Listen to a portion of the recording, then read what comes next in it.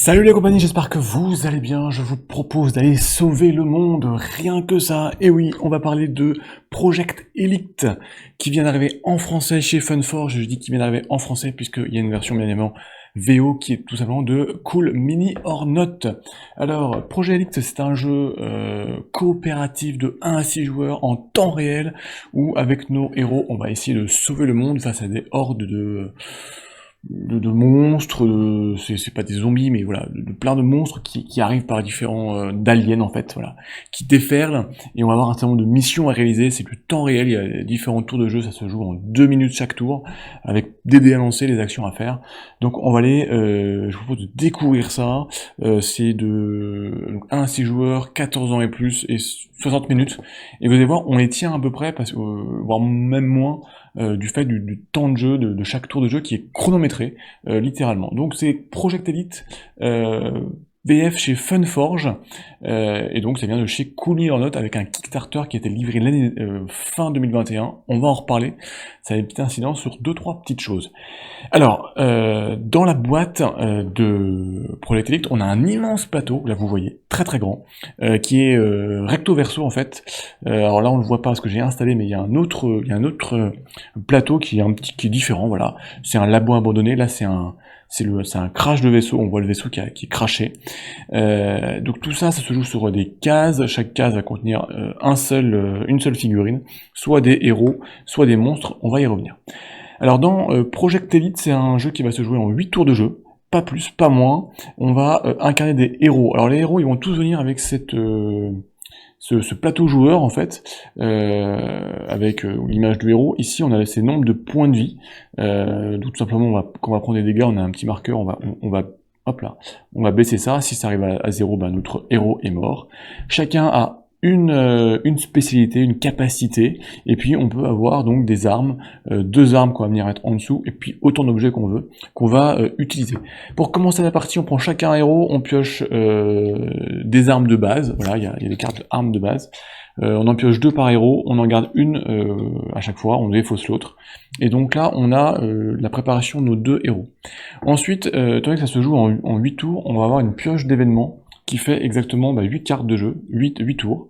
Alors il y en a plus que ça, dans la boîte il y a plein d'événements, et en fait alors, vous n'allez pas complètement les choisir aléatoirement, chaque carte événement est numérotée, et donc en fait, en fonction de la difficulté du jeu que vous voulez, et ben on va vous dire de prendre tel numéro de carte ou tel autre numéro de carte, pour constituer la pile d'événements, qui sera en même temps un peu le compte tour jusqu'à la fin de partie.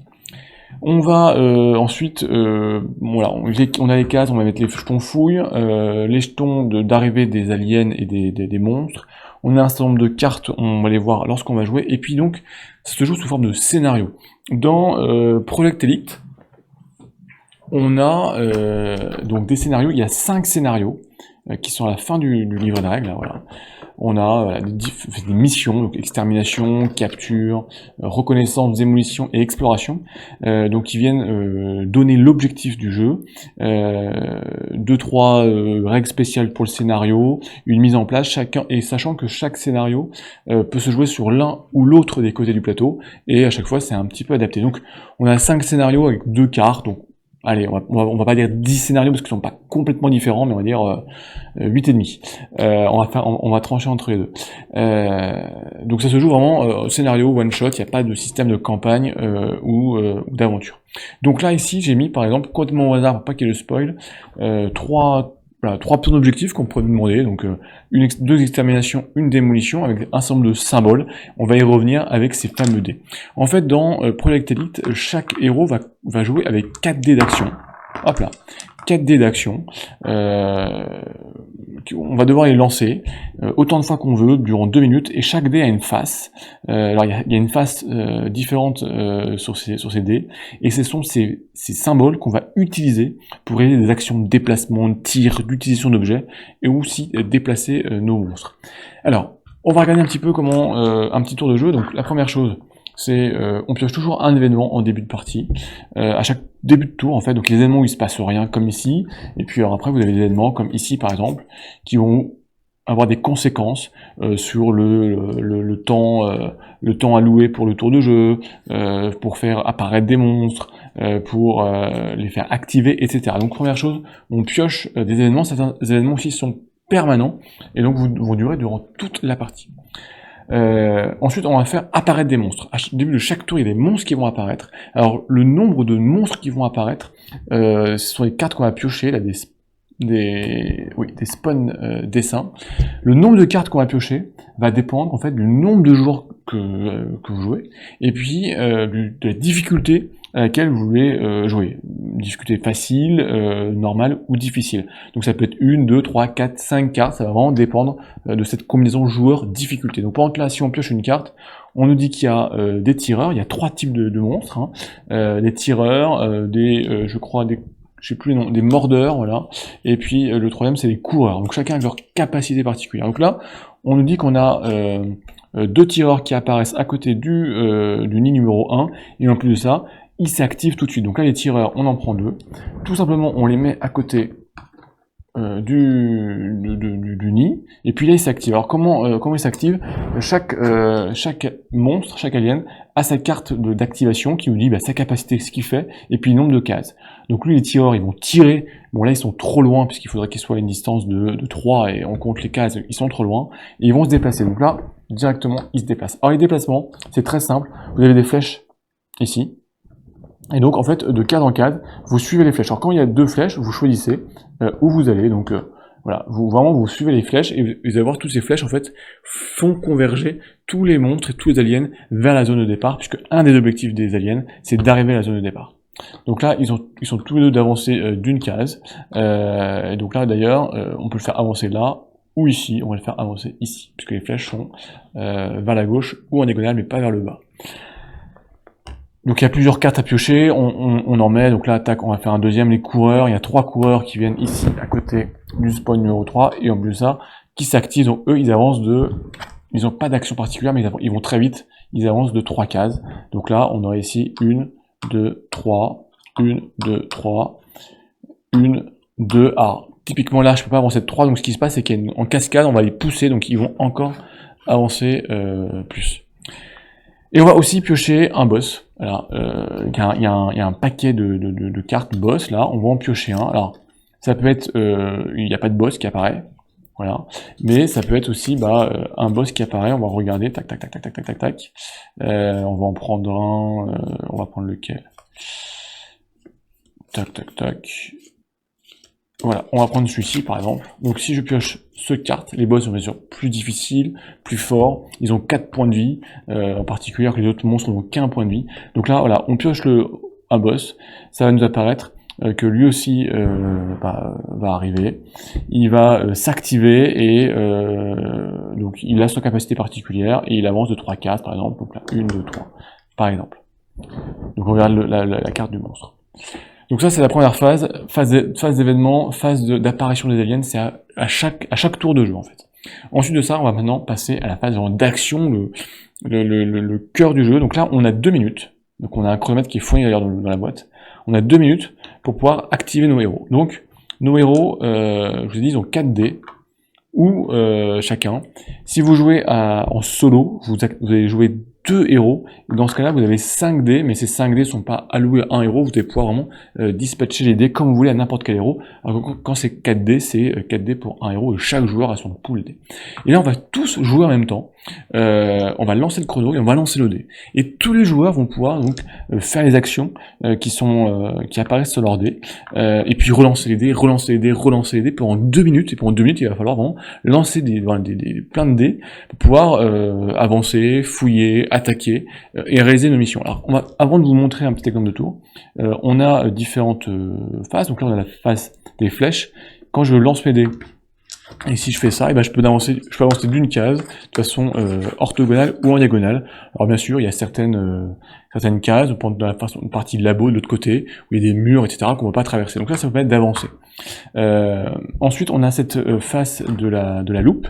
Donc ça, c'est quand on est à côté d'une zone de fouille. Et si j'ai cette loupe, je peux l'utiliser pour pouvoir fouiller. Donc là, je prends le jeton de fouille, que je retourne par exemple, pour dire que la fouille n'est plus possible ce tour-ci, il y a une seule fouille par jeton durant chaque tour, et je pioche 3 cartes de fouille. Donc là, il y a un paquet de cartes de fouille, il y en a plein. Je pioche 3 cartes, et j'en garde une seule. Alors il y a des armes nouvelles, il y a des objets, il y a vraiment plein de choses qui vont en fait nous donner de nouvelles armes, améliorer nos armes, nous donner des objets de soins, de déplacement, il y a vraiment plein de choses. Ça c'est le dé. Ensuite, les autres faces sont bon, une clé à molette, si je peux dire, une arme, une main, voilà. Ça c'est sur les 3 autres faces, on garde la face rouge pour la fin.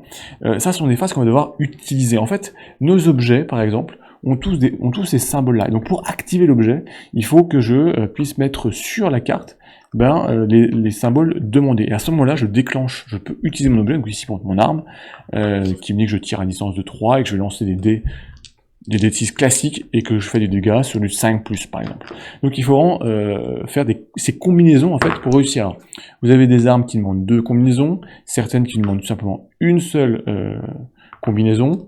Par exemple, il y a des objets qui vous demandent 2 clés amulettes. Il y a vraiment plein de combinaisons possibles pour pouvoir les déclencher. Et puis, bien sûr, vous avez aussi les objectifs qui demandent aussi ces dés. Donc quand vous êtes à côté de l'objectif, si vous faites les bons objets, les bons symboles, les bons jets de dés, vous pouvez les mettre dessus sur les cartes. Alors, petite particularité qui est très importante.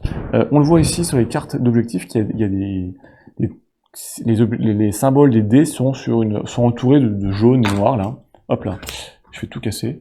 Il y en a aussi sur certaines cartes d'objets. Donc par exemple ici, le symbole est entouré de ce tour de striure jaune et noir. Donc il y en a plusieurs. Hein. Ici par exemple aussi. Alors ce que ça veut dire en fait, c'est que à la différence d'une carte comme ça, la différence est importante. Ici, c'est que pendant votre tour de jeu, si vous mettez un dé sur pour activer cet objet, et bien votre dé, ensuite, vous ne le récupérez pas de tout le tour de jeu. Il est bloqué, en fait. Donc, vous continuez pendant les 2 minutes qui s'écoulent avec un dé en moins. Alors que si vous mettez sur une case qui n'est pas entourée, et bien après avoir utilisé cet objet, vous récupérez le dé et vous le relancez. Donc, il est réutilisable. Donc là, il est bloqué. Donc, c'est-à-dire qu'ici, sur les cartes d'objectifs, je vais mettre des dés, mais ils vont être bloqués durant tout le tour, en fait. Donc, voilà. Ça, c'est la phase vraiment d'action. Et je vais vous montrer un petit exemple. Comme ça va être le mieux. Alors, sachant que j'ai oublié quand même comment est-ce qu'on gagne. Il y a plusieurs façons de gagner. Il y a une façon de gagner, plusieurs façons de perdre. Alors déjà, on perd c'est un jeu coopératif. Donc si j'ai un héros qui meurt, voilà, la partie est finie. Si j'ai un monstre, un alien qui arrive dans la zone de départ, puisque toutes les flèches ramènent vers la zone de départ, pareil, la partie est perdue, c'est un game over. On a été submergé par les vagues d'aliens. Pour remporter la partie, en revanche, il faut réussir à remplir les différents objectifs.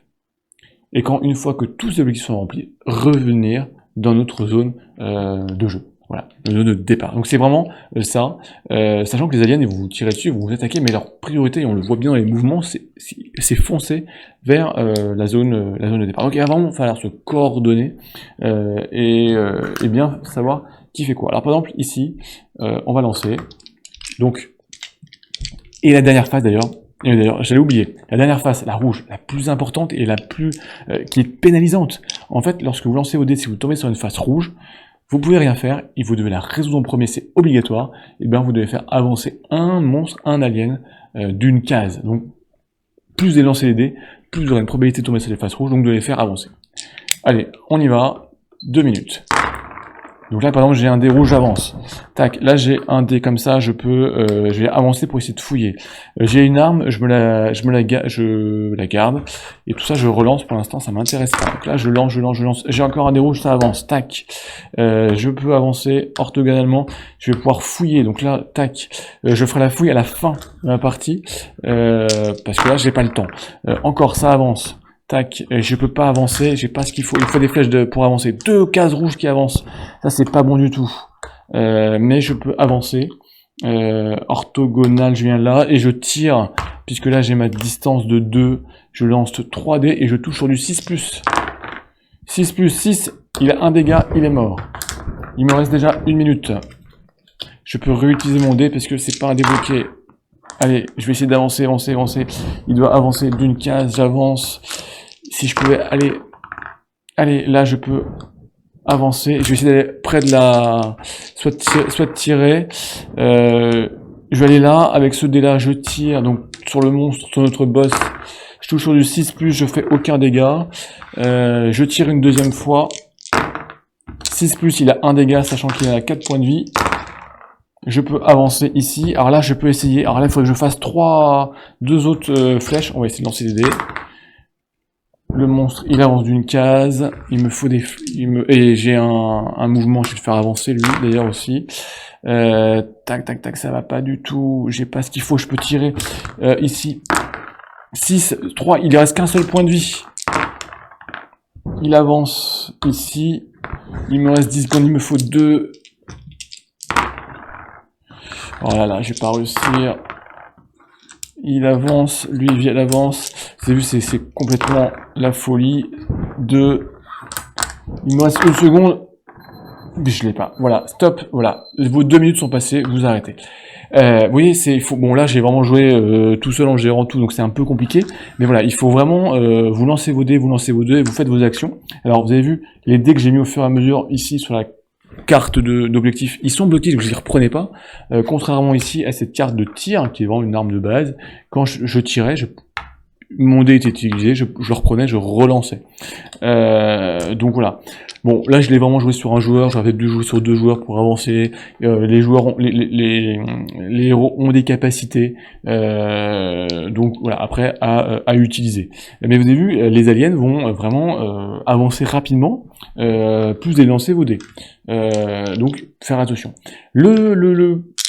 J'ai tué un alien parce qu'il a 1 point de vie, le monstre il a 4 points de vie, le boss. Donc là il a pris 3 points de dégâts ce tour-ci, donc si j'arrive à faire encore 1 point de dégâts, il va mourir. Ce qui serait intéressant, puisqu'à ce moment-là, on fera une fouille dans les cartes d'arsenal d'aliens, qui sont des objets, mais qui sont vraiment beaucoup plus puissants, puisque par contre ce sont des objets qui permettent de vous déplacer de façon à la fin de la phase, ou des armes beaucoup plus puissantes, ce sont les armes, je dirais, d'aliens, ou en tout cas améliorées. Donc une fois que tout ça est fait, on va activer les monstres. Donc là tout simplement, en fait on va suivre l'activation qui est indiquée à chaque fois. Donc la capacité de déplacement. Donc le tireur il vous dit que sur une portée de 3, donc 1, 2, 3, bon là je suis pas à portée, donc si j'étais à portée, je devrais lancer un dé, voilà, et sur un 4+, il prend un dégât. Donc lui, il prendrait un dégât. C'est très bien, comme ça je vous montre. En fait, on déplace tout simplement le petit curseur, et si par là avec les dégâts on va trop loin, c'est-à-dire qu'on passe, alors je vais vous le montrer, ici là, il y a des traits jaunes et noirs encore. Si on dépasse, si on passe à chaque fois, ce qui se passe c'est qu'on perd un dé d'action, tout simplement. Donc il y a un dé d'action qui vient ici, qui est bloqué. Vous jouez qu'un dé d'action en moins, sauf si vous soignez et vous ramenez votre point de vie de l'autre côté de la frontière, si je peux dire. Donc là il s'active. Il se déplace d'une case. Donc pareil ici, ils ont juste une activation de 3 cases. 1, 2, 3, 1, 2, 3, 1, 2, 3 par exemple. Vous voyez, il se rapproche très très vite. Donc au prochain tour, avec mon héros qui reste derrière, j'ai intérêt à réussir à éliminer ces joueurs. On va remettre la fouille. Donc bon, ils vont tous s'activer. Le boss, lui, il va s'activer de 3 cases. Jusque là. On va faire une dernière phase à la fin de phase de ce tour-ci. Donc en fait, on remet les jetons de fouille, puisqu'on va pouvoir refouiller la partie suivante. On récupère nos dés qui étaient sur des zones qui étaient bloquées, donc si j'ai utilisé des armes, je les récupère pour le tour suivant, donc, sauf les dés qui sont bloqués à cause des points de dégâts. Donc là par contre je vais récupérer mes dés, puisque j'ai pas réussi à démolir ce tour-ci le dé, le nid, il va falloir que je recommence le tour suivant. Et on va repartir sur un nouveau tour, donc nouvel événement, donc il se passe quelque chose ou pas, nouvelle apparition de monstres, donc des nouveaux tireurs qui vont apparaître ici, par exemple ici là, donc il peut y en avoir plusieurs en fonction du nombre, pareil, du nombre de joueurs, etc. Des boss. Voilà, il peut y avoir un deuxième boss, un troisième boss, en fonction de votre chance, on va dire. Ensuite, on va, donc pendant 2 minutes, recommencer. Donc là, on va lancer les dés, lancer les dés, lancer les dés, faire avancer les monstres, alors tous ceux qui sont à la fin, et tirer, etc. Enfin, bon. Et voilà. Et on va faire comme ça pendant 8 tours de jeu, jusqu'à ce qu'il y ait la victoire. Alors, en moins de 8 tours, hein, si vous arrivez à la fin du 8e tour et que vous n'avez pas réussi à remplir vos objectifs, c'est perdu. Donc, à réussir vos objectifs et à rentrer sans qu'il y ait d'aliens ou de monstres qui arrivent dans votre zone de départ. Voilà, donc vous avez vraiment, les règles sont sont vraiment très simples, très fluides. Ça c'est vraiment quelque chose qui est vraiment bien avec ce jeu, c'est-à-dire que vous avez un livret de règles qui est très bien expliqué, mais en plus de ça, voilà, il y a pas d'interrogation, de règles compliquées. Les tours sont très fluides, bien évidemment, avec ce système de chrono, de temps réel, donc il n'y a pas de temps mort, les joueurs ils jouent tous en même temps. Ça c'est quelque chose que j'ai vraiment beaucoup apprécié. C'est un jeu qui prend vraiment tout son intérêt, ou en tout cas un intérêt beaucoup plus grand quand on joue à plusieurs en fait. Vous pouvez le jouer en solo, mais quand vous jouez à plusieurs, chacun va avoir ses héros, et lorsqu'on est dans cette phase de 2 minutes, tout le monde va lancer ses dés, un peu chacun de son côté, mais il va falloir quand même se parler, se coordonner, mais il va falloir être rapide pour lancer les dés plusieurs fois, et il y a un peu une sorte de chaos, parce que de tension, parce que on va essayer, toi t'avances, mais on a prévu de faire ça, mais j'ai pas les dés moi, donc on se coordonne, et puis tiens, moi je veux fouiller, mince, il m'a pas écouté, il a déjà fouillé, je peux plus fouiller. Voilà, il y a un peu cette tension qui existerait si on se retrouvait confronté à des vagues de monstres et d'aliens, je pense. Donc c'est vraiment super sympa. En solo, vous avez plus une tension parce que vous dépêchez, mais vous n'avez pas voilà cette interaction qui est vraiment très sympa. Le matériel est vraiment, y a rien à dire. Le matériel, les plateaux sont vraiment, voilà, du gros carton avec en 2D, donc ce qui fait qu'on peut rien ne bouge. Le plateau, les illustrations, les figurines sont vraiment très détaillées, très jolies. Il y avait eu une première version il y a longtemps avec un éditeur espagnol, je crois, où les figurines étaient pas belles du tout. Moi, je l'ai pas vu, mais c'est ce qui se dit en tout cas. Là, il n'y a vraiment aucun problème de figurines, elles sont belles, elles sont détaillées. Alors bien sûr, au niveau des monstres, alors des monstres classiques, hein, il y a que trois types de monstres avec 3 poses, voilà, tous les mêmes, donc il y a une dizaine à chaque fois. Donc ça peut manquer un peu de variété, mais largement compensé par tous les boss qu'il y a. Il y a une petite dizaine de boss avec des grosses figurines détaillées, et toutes différentes, et toutes avec des capacités différentes, avec des effets différents. Bien sûr, le système de timing, hein, dans ce côté jeu coopératif en temps réel, ça apporte vraiment un plus et un grand intérêt aux règles. Euh, ce que j'ai, ce qui est peut-être, ce que j'ai moins apprécié en tout cas, c'est un peu les désavantages et ces avantages, c'est que on est sur un jeu où on lance beaucoup de dés, donc il y a une grosse part de hasard en fait. Déjà vous avez une grosse part de hasard par rapport aux cartes que vous piochez. Si vous faites plein de cartes de spawn de boss, mais qu'il n'y a aucun boss parce que vous avez de la chance, les événements que vous avez sont plutôt positifs ou en tout cas neutres, ça va vraiment vous faciliter la partie. Et puis les dés, vous allez lancer les dés, surtout en début de partie, vous avez besoin de vous déplacer pour pouvoir aller accéder aux monstres ou aux nids, etc.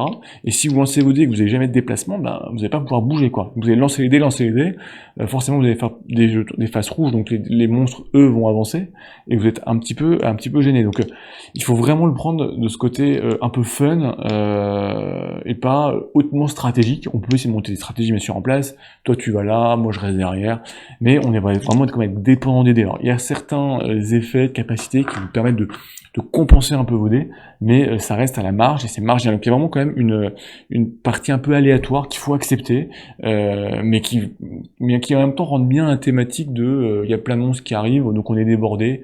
Donc voilà, ça peut être gênant, mais ça rentre bien dans le jeu en fait. Après on est dans du scénario. Alors moi je trouve ça assez sympa parce que moi vous sortez votre jeu. Franchement la mise en place est très rapide. Vous avez vu c'est 2 minutes par tour. J'ai réparti la phase d'action donc vraiment en 1 heure ça se tient largement. Donc c'est voilà, c'est du one shot. Alors certains pourraient dire ouais un petit mode campagne, mais ça se crée facilement. Je pense que vous pouvez faire quelque chose d'assez fun, assez sympa entre vous si vous faites une histoire tout au long. Alors vous avez 5 scénarios ou que 5 scénarios sur 2 cartes. Ça peut être un peu limitant au bout d'un moment, mais maintenant il y a tellement de cartes et chaque partie est vraiment différente en fonction de des decks, des cartes que vous tirez. Bon, ça va. En revanche, c'est vrai que c'est un jeu qui va coûter 99 €. Les figurines sont super belles, il y a une quarantaine de figues, donc là-dessus, il n'y a pas de souci, genre, il y a du matériel. C'est vrai, comme 99 €, voilà, je trouve ça peut-être un petit peu cher sur un jeu one-shot, sans campagne, voilà. Je pense qu'en fait, c'est un effet du Kickstarter qui a eu lieu avec Cool Mini or Not, qui était livré fin 2021 ou deuxième semestre 2021, où on était grosso modo sur le même prix en fait. Mais bien sûr, le Kickstarter faisant et Cool Mini or Not faisant, ben, il y a eu plein de stretch goals avec d'autres plateaux, d'autres monstres. Donc ce qui fait que pour le même prix, grosso modo, vous aviez une offre qui était quasiment, je vais pas compter, peut-être double, ou en tout cas bien plus importante. Et là, on se retrouve avec la boîte de base, grosso modo, au prix. Et c'est vrai que, voilà, c'est un peu frustrant sur ce côté-là, ce qui n'enlève rien à l'intérêt du jeu, à la partie fun, au matériel d'excellente qualité, et à l'intérêt du jeu. La dernière chose qui moi m'a un peu chagriné et qui est un peu les montagnes russes, c'est en fait alors c'est pas du gameplay, c'est pas du jeu, c'est au niveau du rangement de la boîte. Alors je vais vous montrer. Quand j'ai ouvert la boîte, il y avait le plateau plié et puis les jetons sous forme de cellophane. Et puis il y avait une grosse boîte comme ça, je vous la montre, voilà. Donc où il y avait des figurines. Je me suis dit bah top pour les figurines, elles vont être bien rangées, mais où je vais mettre les jetons? Je me suis dit, bah zut alors, ça va encore être en vac. Et puis là, en fait, bonne surprise, c'est que les deux,